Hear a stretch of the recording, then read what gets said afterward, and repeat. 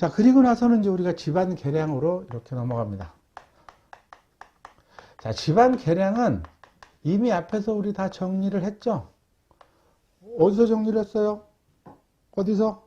그렇죠. 우리가 흙의 성질이라고 하는 거에서 제일 먼저 흙의 구성이다라고 하는 것들을 정리를 했어요. 이 흙의 구성을 다시 한번 살짝 언급을 하면 집안을 이루고 있는 것들은 우리가 집안이다라고 하는 입자에 해당하는 것들이 있더라. 그럼 얘를 우리가 토립자라고 한다고 그랬고, 여기 순토립자고, 전체 집안의 흙에는 여기 뭐가 있다 그랬어요? 이렇게 공기가 있고, 이렇게 공기가 있고, 이 안에 뭐가 있다? 물이 있다. 물. 그러면 우리가 집안을 계량한다라고 하는 것은 이렇게 내력이 약할 때니까 이 상태를 변화시켜 주는 거란 말이에요. 공기하고 물에 해당하는 부분들은 분명히 우리가 비어있는 부분입니다. 그러니까 공기를 빼버리거나 물을 빼버리면 집안은 단단해질 거고, 요 사이에 무언가 채워넣는 방법이 있고 입자를 바꿔주는 방법이 있다는 거죠. 그게 다 집안 계량이 다 끝이에요. 이미 앞에서 어느 정도 우리가 다 정리했던 내용들을 가지고 지금 이제 다시 한번 내용들을 정리해 보자. 아주 많은 내용일 것 같지만 아주 간단하고 심플하게 여러분들 정리할 수 있습니다. 자, 우리 교재에 제일 먼저 나타나는 것이 우리가 집안을 계량한다라고 하는 것은 연약한 집안이기 때문에 그렇죠. 그럼 우리는 연약 집안이다라고 이야기를 할 거예요. 연약 집안에 따르는 우리가 대책이다라고 하는 것들을 먼저 보자. 자, 그러면 집안이 이렇게 있어요. 집안이 이렇게 있고, 여기에 내가 지금 건물을 내가 이렇게 지었다라고 생각을 해보죠. 이렇게 지을 거다. 지을 거야. 그러면 우리는 대책을 여기 건물에 따르는 거를 우리는 여기는 상부 대책 이렇게 이야기하고, 여기를 우리는 이제 하부 대책 보통 이렇게 이야기를 합니다. 하부 대책. 자, 상부에 해당하는 것들은 아까 우리가 연약 집안이라고 하는 것은 이 무게가 눌러 내렸을 때 여기에서 내가 뭐 하지 못해서 저항하지 못했다는 뜻이죠. 그러니까 상부 대책은 이 상부에 해당하는 무게를 줄여가는 방법이에요. 줄여가는 방법이다. 그러니까 이 구조물 자체의 중량을 내가 줄이는 방법이고, 여기 그 다음 무엇을 할 수 있어요? 아, 이 구조물 자체를 갖다가 내가 길게 갔으면 얘를 짧게 만들어 가는 거 좋고, 이렇게 인접 건물이 이렇게 붙어 있으면 하중이 같이 작용할 수 있죠. 그래서 이격을 시키는 것이 좋다. 넓게, 얘는 짧게, 이렇게. 근데 이대로 하나요? 안 하죠. 우리가 이렇게 내 땅이 이렇게 있다. 그럼 법에서 규정하고 있는 이격거리만큼 이렇게 띄어서 거기에 우리가 건폐율 따져가지고 이만큼을 지었고, 우리가 저기 단면에서 보면 뭐 여러 가지 법의 일조권이라 해서 최대한 지을 수 있는 최대 영역을 찾으려고 하지, 저거를 내가 뭐 집안이 몇 견디니까라고 이렇게 뭐다 줄이거나 하진 않는다는 거죠. 그렇기 때문에 그냥 제가 가끔 이야기하는 게 이거는 그냥 이론상의 대책이다라고 이렇게 이야기를 해요. 그럼 하부에 해당하는 것들은 우리가 어떻게 할 수 있느냐? 아까 우리가 진해력을 가지고 따졌을 때 보니까 이렇게 면적당 받는 힘이라고 그랬죠. 이렇게. 그러니까 기초의 면적을 넓혀주면 돼요. 독립기초했던 거를 줄기초, 줄기초했던 거를 온통기초로 만들면 된다라고 하는 거죠. 그래서 여기 유기초 면적을 넓히는 거죠.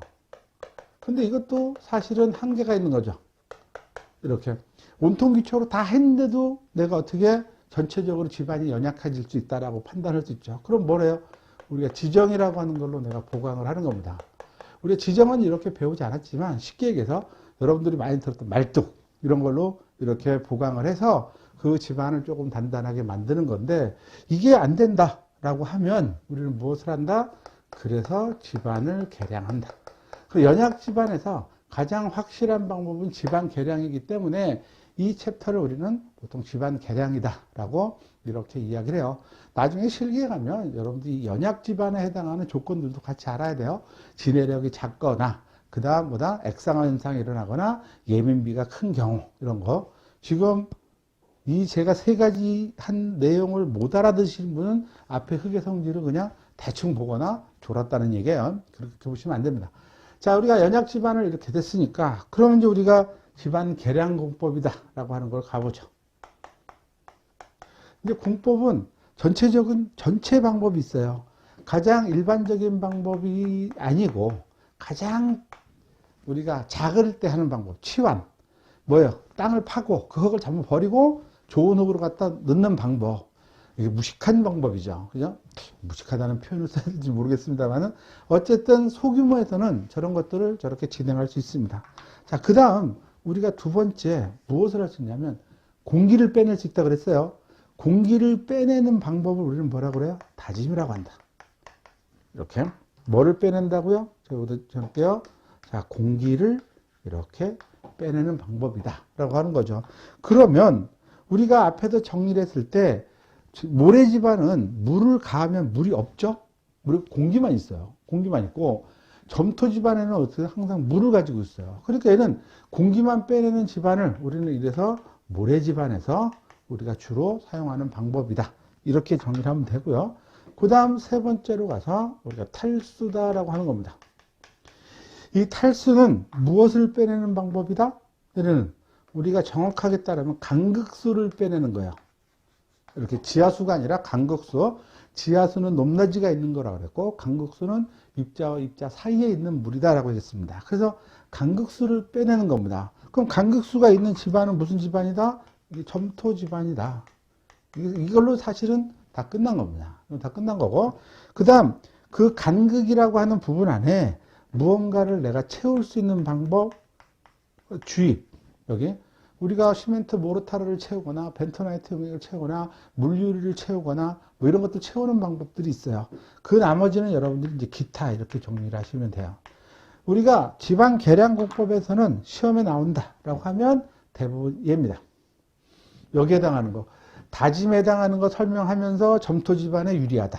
탈수라고 하는 거 설명하면서 모래 집안에 유리하다. 이렇게 나와요. 근데 요거에서 여러분들이 좀 기억을 해보세요. 점토 집안에서, 그렇죠? 우리가 간극수를 빼낸다 그랬어요. 그러면 집안이 이렇게 있는데 이 집안에 물도 있고 공기도 있어요. 힘을 가하면 제일 먼저 빠지는 게 뭐예요? 물이 먼저 빠지는 게 아니죠. 공기가 먼저 빠져요. 공기가 빠지고 물까지 빠져야 얘는 집안이 개량이 된다는 뜻입니다. 그렇게 여러분들이 이해를 하셔야 돼요. 자, 그러면 우리가 다진공법이다라고 하는 것은 기본적으로 세 가지, 탈수공법 기본적으로 세 가지를 우리가 파악을 하자. 이 다진공법은 내가 진동을 주는 방법입니다. 진동. 이 진동을 우리 교재나 다른 데서 보면 뭐라고 돼 있어요? 영어로 바이브로 플로테이션 이렇게 돼 있어요. 진동을 주는 기계 이름에 따라 또 세 가지로 나누는데 거기까지는 우리가 정리할 필요가 없고 어쨌든 진동을 주면 된다. 그 유리병에다가 모래를 넣고 탕탕탕탕탕 치면 부피가 줄어들죠. 줄어들면서 밀도가 높아지는 겁니다. 그래서 그거를 우리가 진동을 주는 방법이 있다라고 하는 거고, 그 다음에 이제 말뚝으로 다지는 방법이 있어요. 여기서 말뚝이다라고 하는 것은 콘크리트 말뚝이에요. 그냥 이렇게 집안이 이렇게 되어 있을 때 가장자리에 말뚝을 다 박아놓고 이렇게 가장자리에 말뚝을 박고 중앙부에 이렇게 박으면 여기 밀도 단단해지겠죠. 저렇게 하는 방법이 있고, 이 집안이 모래 집안이니까 여기가 이제 모래 말뚝을 형성을 해주는 거예요. 얘도 모래 말뚝 다집니다. 이 단면을 통해서 보면 이 집안에 이렇게 땅을 벌려가지고 여기다가 모래를 다시 또 채워요. 그럼 이게 여기 있는 모래들이 옆으로 밀려가면서 밀도가 커지겠죠. 그래서 저걸 우리가 보통 다진공법에 해당한다라고 하는 거고, 여기는 지금 점토 집안은 간극수를 빼내는 거예요. 기본적인 개념은 이런 거죠. 여기 집안에 해당하는 점토 집안은 뭐가 좋지 않다? 우리가 투수성이 낮다라는 거죠.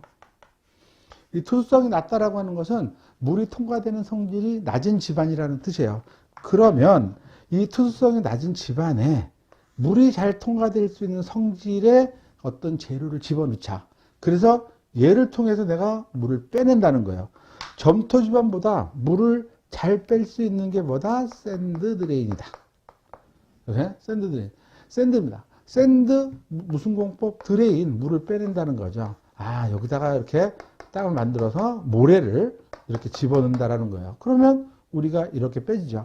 간극수를 빼내는 걸 우리는 뭐라고 한다 그랬어요? 안밀이라고 한다고 그랬죠. 안밀 그러면 무조건 또 점토 집안의 탈수공법이다 라고 여러분들이 같이 연결시킬 수 있어야 돼요.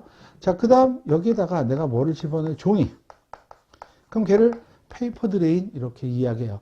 이 샌드나 페이퍼는 이를 통해서 물을 빼내지만 그 재료가 물을 그냥 흡수하는 방법이 있어요. 그 생석회 공법이라고 그래요. 여기다가 생석회를 집어넣으면 이 석회는 물을 이렇게 빨아들이는 성질이 있어서 우리가 집안을 개량할 수 있는 방법이다 라고 하는 거고, 시험 문제는 얘가 제일 많이 나와요. 샌드드레인. 이렇게. 그래서 일단은 어떤 성질을 가지고 집안을 개량하느냐 얘를 파악을 해 두시고, 모래 집안에서 사용하는 공법, 점토 집안에서 사용하는 공법, 이렇게만 나눠서 내용들을 정리하면 집안 개량은 크게 정리할 게 없어요. 이렇게 정리한 상태에서 나머지 교재에 해당하는 것들을 한 번 정도 쭉 읽어보시면 아마 여러분들이 다 문제를 풀려간다, 이렇게 보시면 됩니다. 자, 여기서 우리가 이제 탈수다라고 하는 것이 나왔는데, 우리가 배수라고 하는 방법이 있어요. 자, 탈수는 강국수를 빼내는 방법이고, 여기 배수다라고 하는 것은 우리가 지하 수위를 낮추는 방법이죠. 지하 수위를 낮추는 겁니다. 그러니까 배수는 일시적으로 내가 지하 수위를 낮췄지만 다른 외부 요인에 의해서 물이 다시 올라올 수 있어요. 그렇기 때문에 얘는 집안 개량 공법이다라고는 이렇게 할 수가 없어요. 일시적인 효과는 내가 기대할 수 있겠죠. 하지만 영구 배수라고 하는 건 다릅니다. 영구 배수라고 하는 것은 일정한 높이 이상으로 지하 수위가 올라오지 못하도록 막는 겁니다. 잠시 후에 간단하게 설명을 드릴게요. 자, 지하 수위를 우리가 낮추는 방법이 여러 가지가 있는데, 여기 이제 중력식이다라고 하는 것이 있어요. 이렇게. 자, 우리가 배수다라고 하는 것은 교재 보면 한 페이지 아주 간단하게 저렇게 나와 있죠. 그래서 집수통이 있고 깊은 우물이 있고 웰포인트 공법이다라고 하는 것이 있습니다. 이 중력식이다라고 하는 것은 우리가 집수정이라고 하는 것이 있고, 이렇게 깊은 우물이다라고 하는 것이 있어요. 이 자체는 뭐냐면, 이렇게 집안이 이렇게 대지가 이렇게 있으면 한쪽에다가 이렇게 땅을 파서, 땅을 파내면 흙이 제거가 됐으니까 물이 이렇게 올라오겠죠. 물을 가지고 계속 퍼내버리면 걔를 집수정, 그냥 깊게 파놔서 고이게 만들면 깊은 우물, 우리가 중력식 이렇게 얘기해요. 그 다음 강제배수다, 강제식이다라고 하는 것은 깊은 우물 중에서 진공우물, 땅 속에 있는 지하수를 빼낼 때 뭔가 힘을 쓴다라는 뜻이에요. 여기에다가, 여기에 이제 물이 안 나오니까 여기다가 이렇게 놓고 얘를 진공 상태로 만들어 버리면 압이 낮아지는 거니까 물이 더 잘 빠지겠죠. 그래서 걔를 진공 우물 이렇게 이야기를 하고, 우리가 보통 배수 공법에서 많이 사용하는 것은 웰포인트 공법입니다. 자, 웰포인트다라는, 웰은 보통 점 이런 걸 얘기를 하는 거죠. 그래서 얘는 어떻게 하냐면, 우리가 배수다라고 하는 것은 지하수위가 이제 이렇게 있을 때, 지하수위가 이렇게 있을 때, 이 지하수위에 해당하는 것만큼 해당하는 관을 일정한 간격으로 이렇게 때려 박아요. 이렇게 때려 박은 다음에 얘네들을 수평으로 이렇게 연결을 하고, 여기에다가 모터 펌프를 왱 달아서 강하게 왱 하면 이 지하수위에 해당하는 물들이 이렇게 해서 빠져나온다는 거죠. 이렇게. 그러면 이 지하수위를 이렇게 낮출 수 있다. 이 웰포인트 공법을 적용하려면 요 집안에서 물이 잘 통과가 돼야 되는 거죠. 그래서 얘는 투수성이 우리가 좋은 집안에서 얘를 적용할 수 있다. 그래서 어느 집안에서, 모래 집안에서 우리가 적용을 할 수 있다라는 뜻입니다. 여기. 그래서 모래 집안에 지하수가 있을 때 저걸 빼내는 방법. 웰포인트 공법에 해당하는 설명 중 잘못된 것은, 이런 문제가 나오면 100% 답은 뭐예요? 여기 점토 집안에서 유리하다, 아니면 모래 집안에서 불리하다, 이런 게 아마 답일 겁니다. 그래서 이런 기본적인 내용들을 알고 계시면 우리가 집안 개량까지도 손쉽게 공부를 저렇게 할 수 있을 겁니다.